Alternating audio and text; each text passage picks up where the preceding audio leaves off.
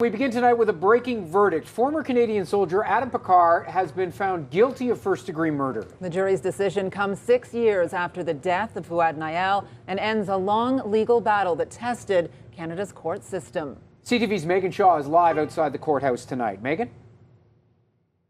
Well, Graham and Patricia, when that verdict was read out loud, Adam Picard let out a loud cry. That was followed by cheers by Fouad Nayel's family, who have been waiting 6 years to hear the guilty verdict. And it was back in 2012 that they last saw their son. They spoke about that today and all of the pain that this has caused them.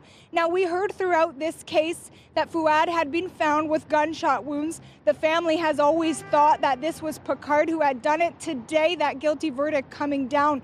But Adam Picard still denying that he did not do this. He stood up in court today looking at the family. He said, "No matter what you think of me, I'm sorry for your loss." That set off the brother. He began shouting. He needed to leave the courtroom. There were people who had to take him outside. Emotions very, very high. And as he was being brought out of that courtroom, Adam Picard continued shouting, "I'm not guilty, I'm not guilty." But regardless, throughout all of this, the family says emotions have been high. The dad had PTSD throughout this, but still saying today is a good day. It's a good feeling. All what we asked from day one is justice, and finally we got justice. So my son could rest in peace now. My son's not coming back, but thank God the delays in the justice system were ironed out.